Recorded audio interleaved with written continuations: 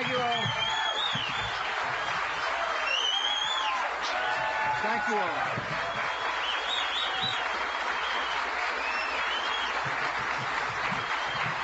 Thank you all. Please be seated. Thanks for the warm welcome. If I talk too long, it's going to be even warmer. Really appreciate the chance to come to the Limerick generating station. I'm glad to see it in action. More importantly, I was glad to see the people working here. Glad to meet them, glad to get to know them. I appreciate their strong dedication to safety. I appreciate their dedication to the consumers you serve. This plant serves 2 million homes in the area, and it does so in a way that does not require us to pollute the air. This is a perfect example of how we can grow our economy and protect our environment at the same time. And so thanks for receiving me. I'm honored to be here.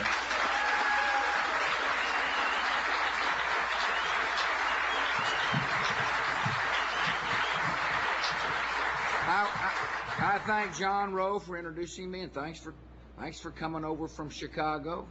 Appreciate you being here. I want to thank Chris Crane. I want to thank Ron DiGregorio. Thank you for having me, Ron. I want to thank the mayor, Sharon Valentine Thomas of the borough of Pottstown. Thanks for coming, Madam Mayor. I appreciate you being here. I want to thank all the folks from the local government. Sorry about clogging the neighborhoods coming through, but thank you. Appreciate you letting me come by. I want to talk about how the United States of America can continue to be the economic leader of the world. First of all, I think it's important that we're the economic leader of the world, because when you're the leader, it helps the folks who live in your country. See, it matters if we're on the cutting edge of change. It matters to people working every day in America if we're creating strong economic growth. Today we are creating strong economic growth. I mean, this economy of ours is moving forward with a full head of steam. The 5th year in a row of uninterrupted growth. Our economy grew faster than any other major industrialized nation in the world. We added 5.2 million new jobs since August of 2003. The national unemployment rate is 4.7%.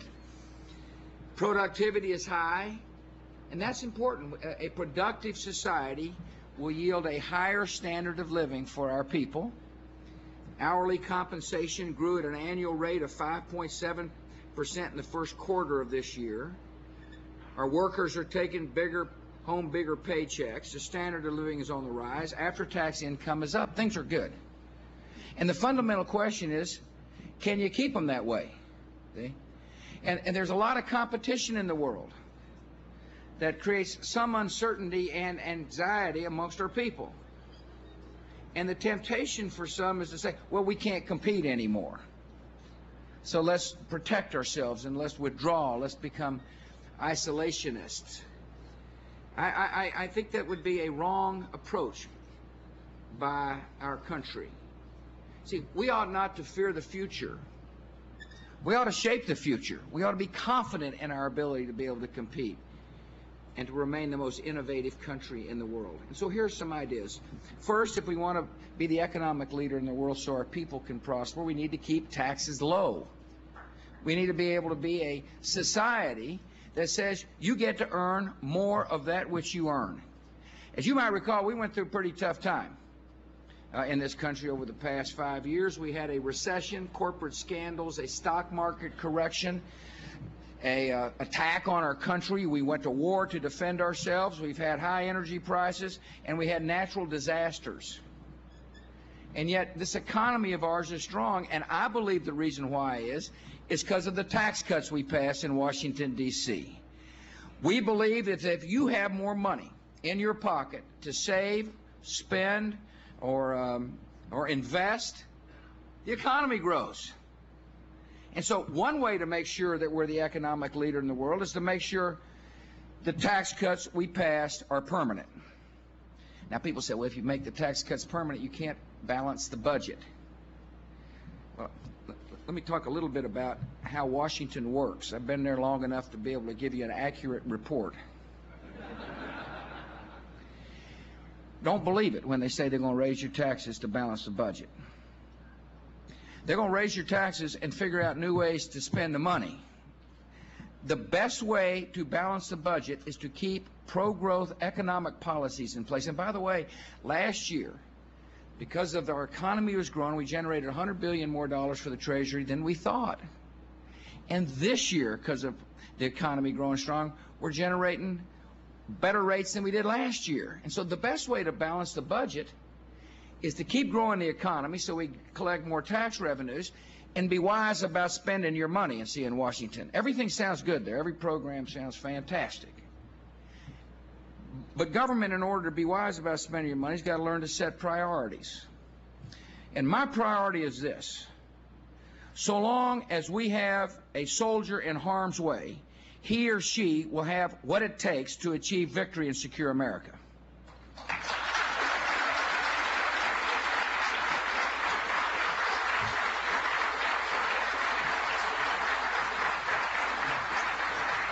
We're on our way to cutting the deficit in half by 2009.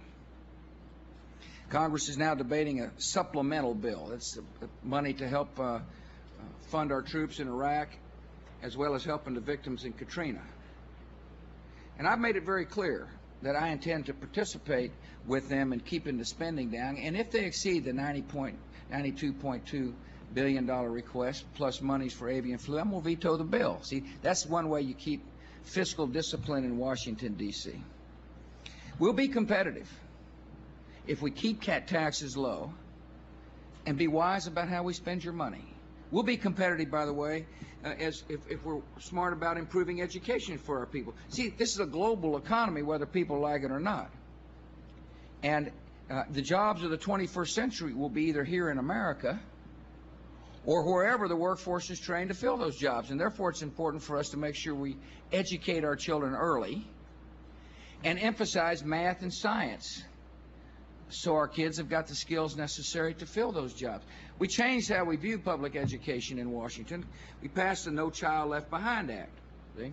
It basically said we're going to make sure we fulfill our commitment to Title I students, but we're starting to ask some questions, kind of questions that I'm sure are asked at this plant. You know, are you meeting objectives, for example? If you set a goal, are you meeting those goals? And so we set some goals. How about every child learning to read at grade level by the 3rd grade? That didn't seem like an unrealistic goal to me. As a matter of fact, it was a necessary goal. And then we said to the states, you measure. We're going to get you some money, but you measure to show us whether or not we're meeting the goal. And if you're not meeting the goal, figure out why. See, you can't solve a problem unless you diagnose the problem. And so the No Child Left Behind Act basically says we're going to diagnose problems early and solve them before it's too late. This business about shuffling kids through our schools based upon age, didn't work. It wasn't fair. It wasn't right. And so the No Child Left Behind Act says we're going to measure early, we're going to help children who are falling behind in reading early, and then we're going to extend that to math. See, one of the interesting things is because we measure, we know that we're doing fine in math in the 8th grade. But when children get to high school, relative to other countries, we're not doing fine in math. And we better do something about it now if we want to be the economic leader of the world. So we've got a plan to, one, make sure the same standards applied to reading for early grades are applied to math. And if we measure in the 8th grade or 9th grade and you're falling behind, you're going to get extra help. Secondly, advanced placement programs work. I bet I'm looking at some folks out here who took AP when they're in high school. AP means high standards, but we don't have enough teachers around the country to teach AP, so we got a plan to train 70,000 advanced placement teachers to keep raising those standards. We want to have 30,000 adjunct professors in our classrooms in high school and junior high. Sometimes it's not cool to be involved with science, and yet it is cool, and we need people who are on the front lines of science explaining that. I went to a school in Maryland the other day, and there was a NASA scientist there explaining to junior high kids why the sciences matter and why it's fun to be in science. We're going to make sure our Pell Grants, which, by the way, have expanded by 1 million kids since I've been the president, continue to have incentives in there for children to take rigorous academics coming out of high school in the first 2 years of college, and then if they maintain a 3.0 average or are taking math, science, or critical language, there's an additional $4,000 on top of their Pell Grant. In other words, this is an effort to make sure that we have a workforce that can compete in a global economy so we remain the economic leader of the world. I want to talk about energy. See, if we don't get it right in energy, we can have the most educated workforce in the world, but we're not going to be able to compete. We can have the lowest taxes in the world, the least regulations, the fewest lawsuits, but if we haven't done something about our energy situation, we're not going to be able to compete in the world. And so that's why I've come to this important power plan, to talk about how the United States can have a diversified energy policy that makes us less dependent on foreign sources of oil and more dependent on renewable sources of energy. Now, one of the things I want to start off by telling you all, and hope others are listening, is that over the past 30 years, our economy has grown 3 times faster than our energy consumption. Isn't that interesting statistics? In other words, we're becoming more technologically advanced. And during that same period of time, we created more than 55 million jobs while cutting air pollution by 50%. So what I believe the American people should understand is that we can put policies in place that encourage economic growth, so you got a better standard of living, and at the same time become less dependent on energy from overseas and protect the environment. So what do you need to do? Well, the first thing we got to do is understand that we got to change our driving habits over time. You've seen the price of gasoline going up. One of the reasons why your price of gasoline is going up is because demand for oil is increasing in places like India and China. And the supply for oil is not meeting that demand. And the key ingredient for gasoline is crude oil. So when the Chinese economy is growing or the Indian economy is growing and that demand's going up, so is your price at the pump. One way to make sure the price of the pump doesn't go up as global demand increases for hydrocarbons is to figure out how to drive our cars with different kinds of fuels, such as ethanol.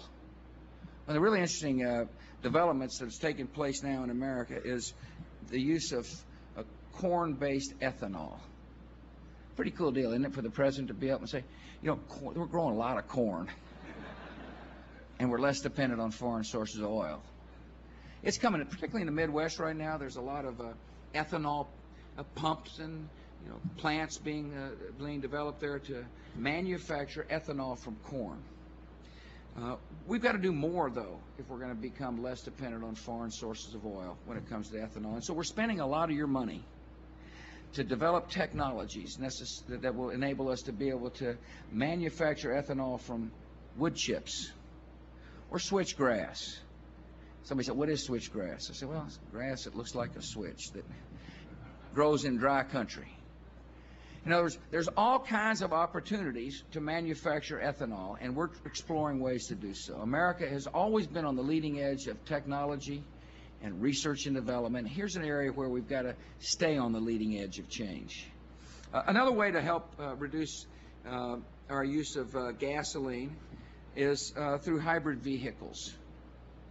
They're coming. They're coming on the market. As a matter of fact, the energy bill I signed actually will give you a tax credit if you buy a hybrid.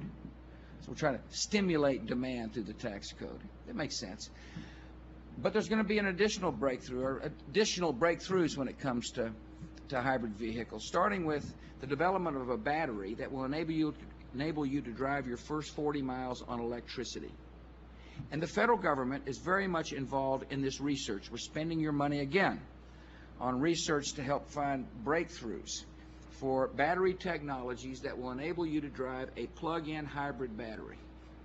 And oh, by the way, on ethanol, just one thing I forgot to tell you is that there are 5 million flex fuel vehicles on the road today. Flex fuel means you can either have gasoline or ethanol or a combination of the two. You probably got one, you don't even know it.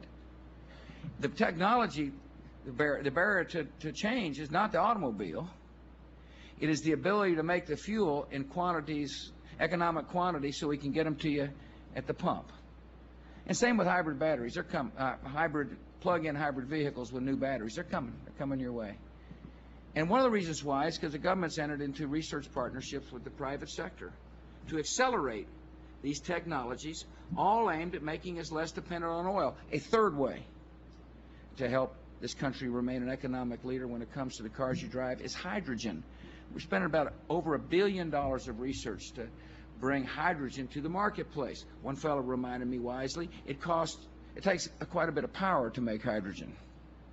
An interesting way to make hydrogen on an economic basis will be through nuclear power.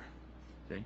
But we're spending money and time and effort, all aimed at making sure that the automobiles of the future will require less crude oil.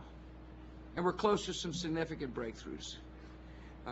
It's going to take time to move away from the hydrocarbon economy to the hydrogen economy. And in the meantime, it seems like it makes sense to me to do something about the refinery capacity of the United States. Like, if you're worried about the price of gasoline, you don't like it when your price got over $3, and I don't blame you, you might want to ask the question, how come the government isn't working hard to expand refinery capacity so that there's more gasoline? If you have more gasoline on the market relative to demand, guess what? It takes the pressure off price. We hadn't built a new refinery in the United States since the 1970s.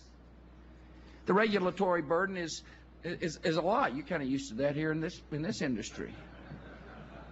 And so we got to cut through all that business. If we're serious about helping our consumers and getting more gasoline to the market, we got to have regulatory relief. I suggested to Congress that we put new refineries on abandoned military facilities. Seemed to make sense to me. And so they need to be wise about these policies, and so that we can say to the American people, we're on our way out of the hydrocarbon era, but in the meantime, let's be thoughtful of the consumers here in the United States. We're also going to need a lot of electricity in the future. Electricity demand is projected to increase by nearly 50% over the next 25 years. That's a lot. And we better be wise about how we implement a strategy to meet that demand. Otherwise, we're not going to be the economic leader. Otherwise, our people aren't going to be having the good jobs that we want them to have. Otherwise, your children and my children, our grandchildren, are not going to have a bright, hopeful America that we want for them. Now, one of the things that people have got to understand is that we get our energy, we generate our electricity from 4 sources: coal, which is about 50%, nuclear power, about 20%, natural gas, 18%, and then other renewable sources like hydroelectric, solar, and wind power. And that's the mix. That's the energy mix. Coal is by far the most abundant and affordable energy resource. We got about 240 years at current rates of consumption. It's a valuable asset for the United States. The problem is coal, when you burn it, isn't clean. It doesn't meet our standards. It's not. It doesn't enable us to say you can grow your economy and at the same time protect the environment like we want. And so we're developing clean coal technology. We're spending over $2 billion in a 10-year period to be able to say to the American people that we're using the money wisely to determine whether or not we can have zero-emission coal-fired power plants. It's in our interest that we do that. It makes sense. By 2012, under the Future Gen initiative, we think we will build the first power plant to run on coal and remove virtually all pollutants. Natural gas is an important commodity. By the way, we can explore for natural gas in environmentally friendly ways, and we ought to be exploring for natural gas in the ANWR as well as off the Gulf Coast of the United States.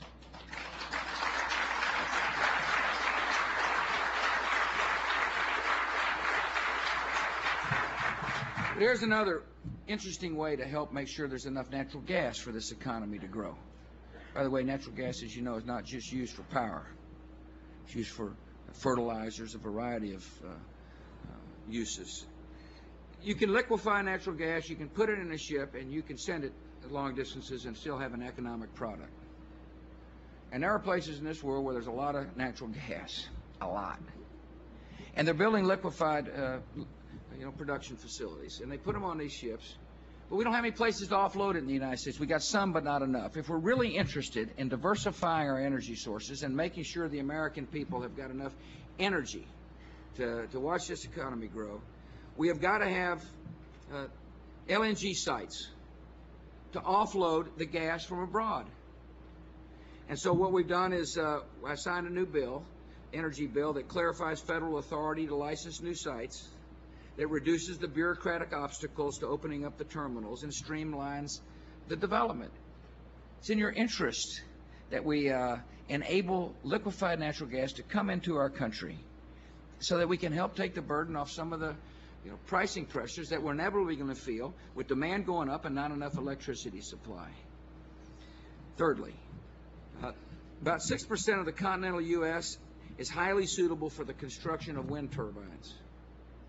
And this is a really interesting opportunity for the country. They ought to put one big one in Washington, D.C. They say, the experts tell me, that this area alone has the potential to supply up to 20% of our nation's electricity. I think that's an interesting opportunity. I don't know if it's true or not, but it's certainly worth trying to find out in order to make sure this country has got a bright future. And so we got $44 million for wind energy research. And the goal is to expand the use and lower the cost of wind turbine technology. In other words, we're constantly researching and looking. I don't know if you know this or not, but the federal government does spend money on research in a variety of fronts, and it should. And I intend to double the budget for basic research over the next 10 years. The iPod, I like to ride my mountain bike and plug in the iPod. The technology for the iPod came as a result of federal research. The internet came about because of defense money research. So we're spending money on research, and the reason I keep repeating that is not only is it going to help us diversify our energy sources and make us competitive in the world, but it also helps make sure America is always on the leading edge of technological change. Solar energy. The dream in solar energy is to develop technology so that someday your house is like a little generating plant, and if you don't use the power, you feed it back into the grid. It's possible, but it's not going to be possible if we don't spend money on research and development. So we're spending $150 million to combine government money with private research money in solar technologies to see if we can help foster technologies that will be able to capture the sun, feed it into your house, generate enough electricity, and if you got a little excess, feed it back into the grid. I think that's a pretty interesting idea, and it's certainly one worth exploring. Finally, I want to talk about nuclear power, a subject you all are very familiar with. It is a really important way to meet our goals, which is to have abundant, affordable, clean, and safe sources of energy. The important thing for the American people to understand is this concept. One, nuclear power is abundant and affordable. In other words, you have nuclear power plants, you can say we've got an abundant amount of electricity. And once you get the plant up and running, the operating costs of these plants are significantly lower than other forms of electricity plants, which means the energy is affordable. As I mentioned, nuclear power is the second leading source of electricity here. We have 100 nuclear power plants that operate in 31 states. And we hadn't built one in a long period of time. People in our country are rightly concerned about greenhouse gases and the environment, and I can understand why. I am too. As a matter of fact, I try to tell people, let's quit the debate about whether greenhouse gases are caused by mankind or by natural causes. Let's just focus on technologies that deal with the issue. Nuclear power will help us deal with the issue of greenhouse gases. Without nuclear energy, carbon dioxide emissions would have been 28% greater in the electricity industry in 2004. Without nuclear power, we've had an additional 700 million tons a year of carbon dioxide, and that's nearly equal to the annual emissions from 136 million passenger cars. Nuclear power helps us protect the environment.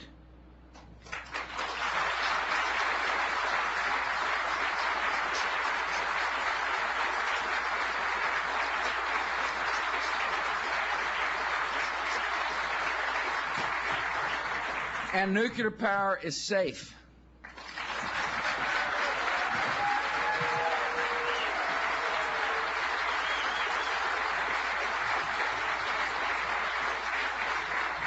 It is safe because of advances in science and engineering and plant design. It is safe because the workers and managers of our nuclear power plants are incredibly skilled people who know what they're doing.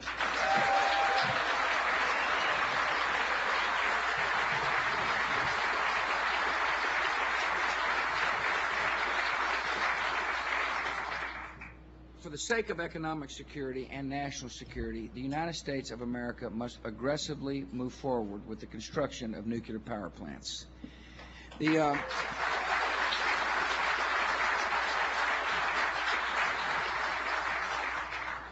Other nations are. Interestingly enough, France has built 58 plants since the 1970s and now gets 78% of its electricity from nuclear power. I think that's an interesting statistic, isn't it? The United States hadn't ordered a plant since the 1970s, and yet France has not only ordered them, they built 58 plants. And 78% of their electricity comes from nuclear power. They don't have to worry about natural gas coming from somewhere else. They worry about it, but they don't have to worry about it to the extent that we do. China has 9 nuclear plants in operation, and they got planned to build 40 more over the next 2 decades. They understand that in order to be an aggressive nation, an economic nation that is flourishing so their people can benefit, they better do something about their sources of electricity. They see it. India, I just came from India. They're going to build some nuclear power plants. To maintain our economic leadership, we got to do it again. And so here's the strategy. First, in the energy bill I signed in 2005, there are loan guarantees, production tax credits, federal risk insurance for the builders of new plants. In other words, we said this is an industry that hadn't gotten much going since the 70s. It's an overregulated industry. It's highly risky because of the regulations to try to build a plant. People don't know this, but you get yourself a design for a nuclear power plant, you start spending money for plans and engineering plans and everything, you get building, and all of a sudden somebody can shut you down. And that makes it awfully difficult to take risk if a lawsuit can cause you to spend enormous sums of money and have no productive use of the money spent. And so we got together with the Congress and said, well, what can we do to create incentives to show the industry that we're serious about moving forward? Well, one is loan guarantees, and that gives investors confidence that this government is committed to the construction of nuclear power plants. Secondly is production tax credits, and those credits will reward investments in the latest advanced nuclear power generation. In other words, there's incentives. Loan guarantees an incentive, tax credits are incentive, federal risk insurance. What the federal risk insurance says is offered for the first 6 nuclear power plants. And the insurance helps protect builders of the plants against lawsuits or bureaucratic obstacles and other delays beyond their control. We have got what's called the Nuclear Power 2010 Initiative, which is a $1.1 billion partnership between the federal government and the industry to facilitate new plant orders. In other words, I have said we need more nuclear power plants. And here's a strategy to get them going. Okay? Here's a way to say to the industry, we're serious about this. This time last year, only 2 companies were seeking to build nuclear power plants. Now 16 companies have expressed an interest in new construction, and they're considering as many as 25 new plants. We're trying to get these plants construction started by the end of this decade. I want it to be said that this generation of folks had the foresight necessary to diversify or to continue to diversify electricity supply and recognize that nuclear power is safe And we did something about it. We just didn't mark our time. We actually did something about it so a generation of Americans coming up will be able to have a better America. I understand the issue of waste, and we got to do something about it. We got to be wise about nuclear waste. I'm a believer that Yucca Mountain is a scientifically sound place to send the waste, and I would hope that the United States Congress would recognize that as well. I also recognize that we can do something on a reprocessing front. And so I've got our administration to commit to the Global Nuclear Energy Partnership. I think you'll find this interesting, at least I did. Under the partnership, America is going to work with nations that have already got an advanced civilian nuclear energy program, such as France and Japan and Russia. And we're going to use new technologies that effectively and safely recycle spent nuclear fuel. In other words, we're coming together to say, how can we do a better job of reprocessing and recycling fuel? And the reason that's important, at least for our fellow street, can move forward with confidence, and the American people move forward with confidence as well. And so here are some ideas. Not only ideas, this is what we're doing. This has gone from idea to action. What I'm telling you is that I understand the need to get off oil. I understand the need to work on renewable sources of energy. And I'm pleased to report we're working with Congress to do it. We're spending your money on research and development to find interesting technologies.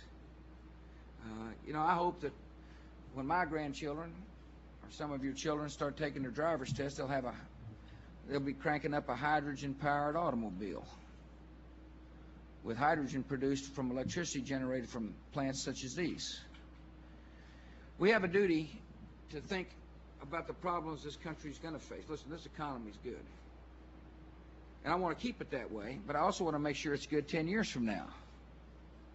And I want to make sure that this global economy, this world that is becoming more connected, is one that doesn't cause us to fear and to neglect our duties.